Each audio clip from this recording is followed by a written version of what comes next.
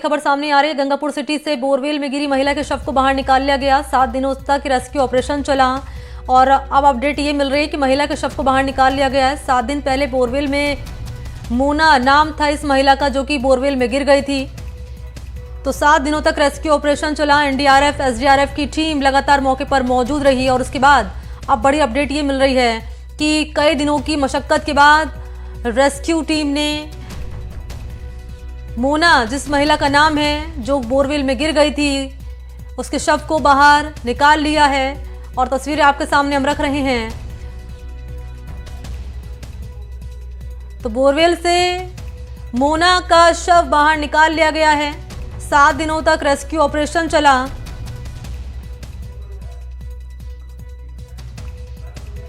और तमाम तरह की दिक्कतें रेस्क्यू टीम के सामने आ रही थी और दिक्कतें इस रूप में सामने आ रही थी कि जब खुदाई की जा रही थी तो मिट्टी जो थी वो बार बार गिर रही थी। इसके चलते काफ़ी वक्त लगा रेस्क्यू टीम को मोना के शव को बाहर निकालने में। और इसके अलावा पानी भी काफ़ी ज़्यादा था, ओवरफ्लो पानी हो रहा था। जब खुदाई की जा रही थी तो बार बार पानी बहुत ज़्यादा बाहर आ रहा था और भी कई चुनौतियाँ सामने आई, जिसका यहाँ पर जो कहीं ना कहीं यहाँ रोड़ा बनते हुए रेस्क्यू ऑपरेशन में सामने आई। लेकिन अब अपडेट ये आप तक पहुँचा रहे हैं कि मोना के शव को बाहर निकाल लिया गया है। ये बड़ी खबर है। बोरवेल से मोना के शव को बाहर निकाल लिया गया है। तो 7 दिनों तक रेस्क्यू ऑपरेशन चला था और उसके बाद अब प्रशासन ने शव को अस्पताल भेज दिया है। तो 90 फीट पर फंसा हुआ था महिला का शव, जो बाहर निकाल लिया गया है। अपडेट मिल रही है कि 7 दिनों के रेस्क्यू ऑपरेशन के बाद ये सफलता हाथ लगी है रेस्क्यू टीम के।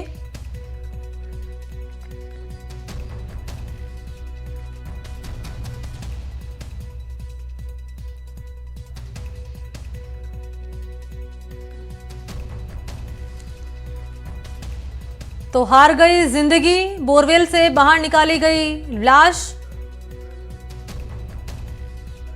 बड़ी खबर है ये और बड़ी खबर पर अपडेट भी आपके सामने हम रख रहे हैं।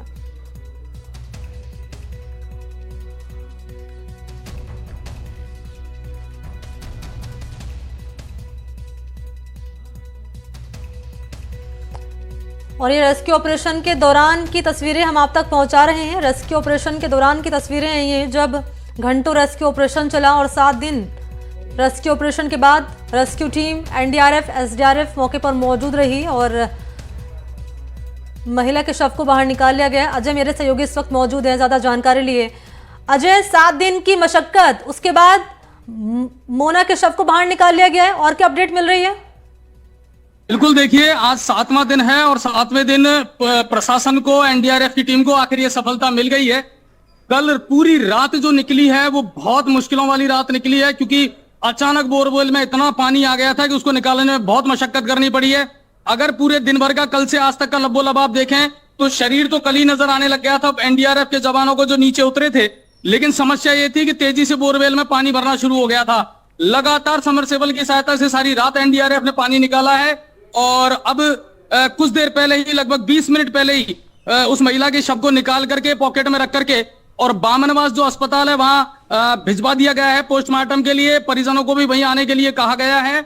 और अब यहाँ से जो सरपंच हैं, ग्रामीण जो हैं, वो सब जो है कम से कम इस चीज को लेकर के तो संतुष्ट हैं कि चलो आखिर में उसकी बॉडी तो बाहर निकली है।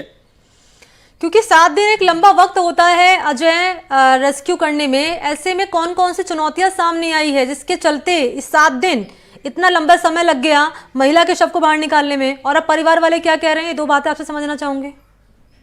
देखिए, इस रेस्क्यू में शुरू से ही परेशानी आ रही थी। एनडीआरएफ की टीम को दूसरे दिन बुला लिया गया था। दूसरे दिन रात में ही एनडीआरएफ की टीम ने हुक बना करके जिस तरीके से निकालने का प्रयास किया, वो प्रयास असफल रहा। उसके बाद में फिर बी प्लान पर काम किया गया कि साहब पैरेलल एक लंबा सा गड्ढा खोद करके और फिर सुरंग में जाया जाए। लेकिन मिट्टी रेतीली थी तो लगातार वो ढहती रही और फिर वो रेस्क्यू ऑपरेशन रोकना पड़ा। फिर आखिर में पोकलैंड मशीन जो है, बॉयलर मशीन है, वो मंगवाई गई तब जाकर के। लेकिन देखिए, समस्याएं इतनी आई हैं कि वाकई में हमने तो देखी है, ग्राउंड जीरो पर हम लगातार रहे हैं कि कभी करंट आ जाना है, कभी पाइप का टूट जाना है। रात भर अब आप देखिए कि जो बोरवेल सूखा था, जिसमें पानी था ही नहीं, अब अचानक उसमें इतना पानी कहां से आ गया। उसको कंट्रोल करना बहुत मुश्किल काम हो गया। तो मुश्किलात बहुत आई है, इसीलिए 7 दिन जैसा लंबा टाइम है ना इस रेस्क्यू ऑपरेशन में लगा कहीं ना कहीं। ठीक है, बहुत शुक्रिया आपका अजय तमाम जानकारी के लिए। और तस्वीरें हम आप तक लगातार पहुंचा रहे हैं। सहयोगी इस वक्त अजय मेरे साथ जुड़े लाइव, आपने सुना उन्हें कि बता रहे हैं कि 7 दिन का आखिर लंबा वक्त लगा क्यों, किस तरह की दिक्कतें पेश आई थी। पहले खुदाई की गई, खुदाई के बाद जब खुदाई की जा रही थी उस दरमियान ये हो रहा था कि मिट्टी बार बार गिर रही थी, तो जब शव को बाहर निकाला जा रहा था तो इसलिए दिक्कतें पेश आ रही थी काफ़ी। इसके अलावा हुआ ये था कि पानी काफ़ी ज़्यादा ओवरफ्लो हो रहा था, एकदम से पानी ज़्यादा ओवरफ्लो हुआ और उसके बाद भी हुआ ये कि बार बार जो खुदाई की जा रही थी वो काफ़ी मिट्टी जो थी चिकनी हो रही थी, ये भी दिक्कतें एक बन रही थी। तो 7 दिन का एक लंबा प्रोसीजर चला, पूरी प्रक्रिया चली है और उसके बाद हुआ ये, अब 7वें दिन के बाद रेस्क्यू टीम ने महिला के शव को यहां बाहर निकाल लिया है। तो बोरवेल में गिरी महिला जिसका शव निकाल लिया गया है, 7 दिन का लंबा वक्त चला और उसके बाद अब रेस्क्यू टीम एसडीआरएफ और एनडीआरएफ मौके पर मौजूद रही हैं और आखिरकार मोना का शव बाहर निकाल लिया गया है। तो 90 फीट गहरी बोरवेल थी जिसमें महिला गिर गई थी। महिला का नाम मोना है और लंबा वक्त चला यहाँ पर रेस्क्यू ऑपरेशन करने में। और जैसे कि आपको मैं बता रही हूँ कि किस तरह की चुनौतियाँ यहाँ पर सामने आ रही थी, क्या दिक्कतें पेश आ रही थी, तभी जाकर जो है 7 दिन का पूरा वक्त लगा और उसके बाद अब महिला के शव को बाहर निकाल लिया गया है।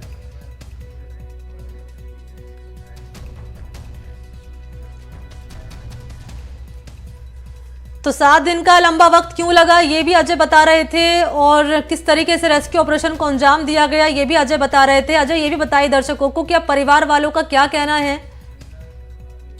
देखिए, यहाँ मैं आपको एक चीज बताना चाहूंगा कि परसों रात को ही एक चीज को लेकर के सहमति बन गई थी और हमने शायद ये पहले की लाइव में भी बता दिया था कि जो पीयर पक्ष है उन्होंने ये कह दिया कि ठीक है साहब, अब बच्ची का ससुराल यहाँ है, हादसे में उसकी मौत हो गई है, तो उन्होंने एक चीज के लिए जरूर पुलिस को सहमति दे दी है कि इसका दाह संस्कार जो है वो यहीं पर कर दिया जाए। तो एक तो ये अपडेट निकल करके आई है, बाकी अब इसमें कोई एफआईआर दर्ज होती है या क्या होता है वो पोस्टमार्टम के बाद ही पता लगेगा। लेकिन एक सहमति जो है ना वो परसों जो है शाम को वो पीयर पक्ष ने दे दी थी, ये जरूर हमारे पास में अपडेट है।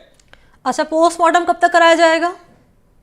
पोस्टमार्टम के लिए ले जाया जा चुका है, यहाँ से थोड़ा सा दूर पड़ता है, लगभग 17-18 किलोमीटर बामनवास जो अस्पताल है वहां, और वहां ही पोस्टमार्टम की जो प्रक्रिया है वो होगी। 3 डॉक्टर की एक मेडिकल बोर्ड बना दिया गया है। 2 दिन पहले ही वो डिसाइड कर दिया गया था और एम्बुलेंस लगातार फर्स्ट डे से यहाँ मौजूद थी, तो तुरंत उसको उस पॉकेट में डाल करके और बामनवास जो है वहां ले जाया गया है। अजय, ये घटनाएं लगातार पहले भी सामने आते रही हैं, आपने देखा होगा राजस्थान में, ये घटनाएं फिर से सामने ना आए, जागरूकता को लेकर कोई अपील लोगों से की जा रही है, कोई कैंपेन यहाँ पर प्रशासन की ओर से चलाया जाएगा ताकि फिर कोई दूसरी मोना इस घटना का शिकार, इस हादसे का शिकार ना हो?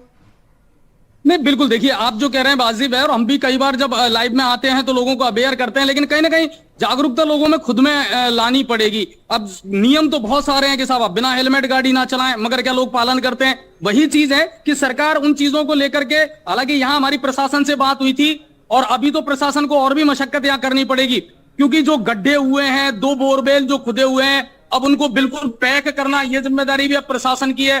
दूसरी बात, यहाँ और जो बोरवेल हैं अब उनकी भी कहीं ना कहीं सघनता से जांच की जाएगी। लोगों को भी यहाँ सख्त निर्देश ये दिए गए हैं अतिरिक्त जिला कलेक्टर महोदय के द्वारा भी, तहसीलदार के द्वारा भी, कि कोई भी बोरवेल अब ये नहीं है कि आपने टेम्परेरी उसको बंद कर दिया, परमानेंटली आपको उसको बंद करना पड़ेगा। तो बोरवेल चिन्हित कर ली गई है कि अलग अलग जगहों पर बोरवेल को चिन्हित कर लिया गया है या फिर सिर्फ अपील करके खानापूर्ति कर ली गई है? नहीं, अभी उसको चिन्हीकरण तो नहीं किया गया है, लेकिन अभी यहाँ से प्रशासन, देखिए आज फ्री हुआ है प्रशासन भी, 6 दिन से यही था, हर डिपार्टमेंट यही था। अभी तो सबसे पहले तो इन दोनों बोरिंग को जो है ना, ये जो बोरवेल है इन दोनों को पैक किया जाएगा और यहां से जो कुछ भी सामान है, जो कुछ भी फैला है, उस सबको समेट करने के बाद में और फिर उसके बाद में इस चीज पर गौर किया जाएगा और काम किया जाएगा। ये मेरी प्रशासन से भी बात हुई है इन चीजों को लेकर। इस घटना के पीछे प्रशासन भी अपनी लापरवाही मान रहा है या वो इंतजार इस हादसे का कर रहा था कि साहब ये हादसा आएगा उसके बाद हम लोगों को जागरूक करने का काम करेंगे? अगर पहले ही जागरूकता कर दी जाती तो शायद ये ना होता। देखिए, प्रशासन, आप और हम भी इस बात को जानते हैं कि प्रशासन जल्दी से इन चीजों को स्वीकार नहीं करता है।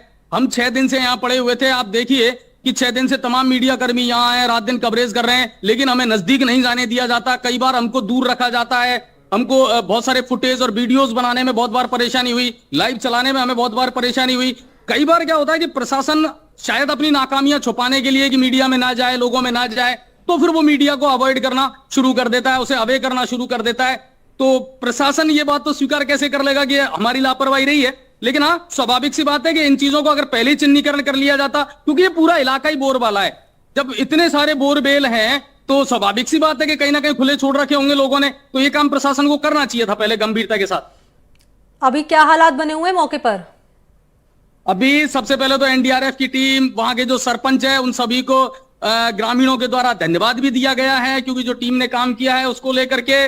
और दूसरी बात कि अब ग्रामीण जो है, जिनके लिए 5 दिन 6 दिन से एक कौतूहल बना हुआ था, अब धीरे धीरे ठीक है, उनके दिमाग में भी ये आ गया कि चलिए बॉडी को निकाल ली गई है, शव को निकाल लिया गया है। पहले सवाल ये था कि साहब क्या जिंदा है क्या, ऐसा तो नहीं कि अभी भी जिंदा निकले, तो वो एक चमत्कार ही कहा जा सकता था कि 6 दिन 7 दिन एक रेस्क्यू चले और उसमें कोई महिला जीवित निकल आए, तो ये तो संभावना पहले ही खत्म हो गई थी कि वो जीवित निकलेगी। लेकिन हाँ, अब लोग संतुष्ट हैं। और दूसरी बात, प्रशासन ने जो मेहनत की है, जो काम किया है, ये जरूर कह सकते हैं, जो हमने पहले की लाइव में भी कहा था कि निर्णय लेने में विलंब किया है। समय पर निर्णय होते, समय पर क्विक रेस्पॉन्स अगर होता तो ज्यादा बेहतर होता। किस निर्णय की बात कर रहे हैं अजय, बताएं दर्शकों को आप। जी एक बार फिर से दोहराएं। आप किस निर्णय की बात कर रहे हैं यहाँ पर, कौन सा फैसला?